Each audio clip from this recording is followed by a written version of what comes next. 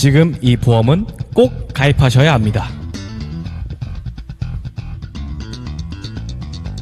한약사 여러분, 다시 만나뵙게 되어 정말 반갑습니다. 오늘은 여러분들에게 꼭 필요한 보험을 소개해드리고자 찾아왔습니다.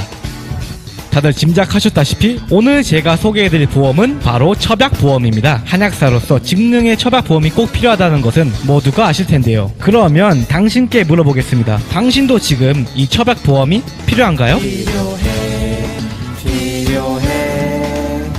아마도 이렇게 생각하실 겁니다. 한약국을 하는 사람들은 처박으로 인한 매출이 대부분이니 처박보험이 적용되면 국가 지원으로 당연히 한약값이 싸지고 한약의 금전적인 비용 문제가 줄어들어서 손님이 많이 오고 매출이 증가하겠지? 맞습니다. 어떻게 보면 너무 당연한 이야기죠. 그러면 또 이렇게 생각하실 겁니다. 근데 약국에서는 처박은 안 하는데 처박보험 쓸 일이 없으니까 약국 하면 굳이 필요할 일이 없겠네. 그러네요. 약국엔 처박보험이 필요 없겠어요 라고 말하려면 제가 왜 나왔겠습니까? 약국을 해도 처박보험이 필요하죠. 왜요? 처박보험이 됐으니까 약탕기 갖다 놓고 약지어 팔라고요? 그런 초등학생도 알만한 이야기를 꺼내려 오지 않았다는 거죠.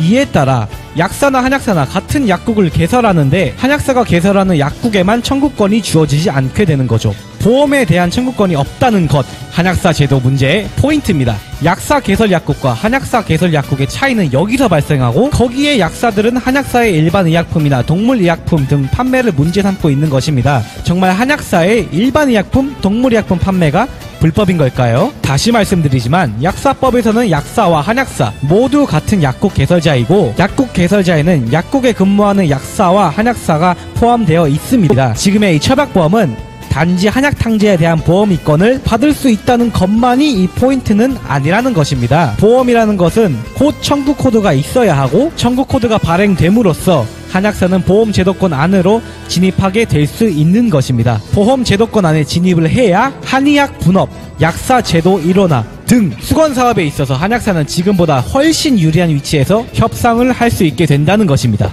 너무나도 좋은 이야기지만 너무 먼 나라 이웃나라 이야기 같다고요? 현실적으로 접근을 해보죠. 약 3,000명이 안 되는 한약사 중에 약국 개설자의 비중은 그리 높지는 않습니다. 그렇다면 대부분은 근무약사 혹은 한방병원, 원예탕전 등에서 근무를 하시는 게 일반적이죠. 대부분의 근무 한약사들은 걱정을 하고 있습니다. 최저시급은 10,000원까지 오르는데 한약사 시급은 그대로거나 오히려 떨어지는 곳조차 생겨나고 있습니다. Oh no, oh my god. 전문 직종의 시급은 그렇게 쉽게 변하지 않으니 어쩔 수 없다고요. 그렇다면 한약사 시급과 최저 시급은 점점 차이가 없어질 테고, 젊은 한약사들이나 경제적 여력이 없는 한약사들은 사회에서 근무 한약사부터 시작을 해야 되는데 최저 시급과 차이가 별로 없으며 보험 청구권이 없어서 약국에서는 제대로 면허 사용조차 되지 않아서 정식 채용이 되지 않는 한약사들이 앞으로 얼마나 약국에서 한방병원에서 버틸 수 있을까요? 제대로 대우받지 못하는 전문 직종에 앞으로 얼마나 많은 학생들이 지원하고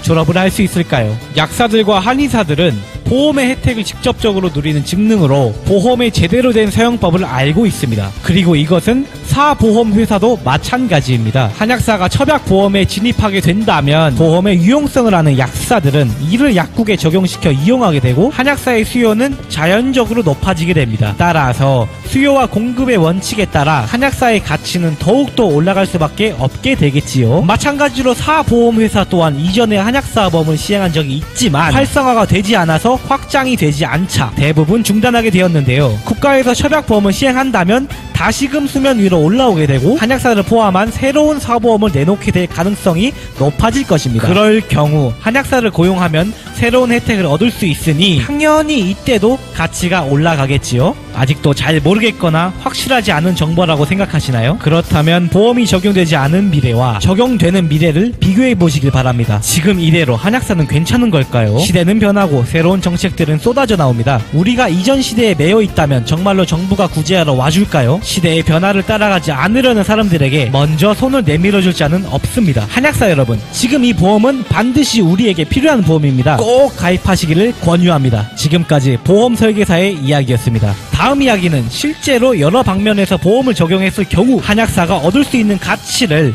직무 분야별로 말씀드릴 수 있도록 준비하겠습니다. 이야기를 들어주셔서 감사드리고 구독과 좋아요도 부탁드립니다. 그럼 안녕.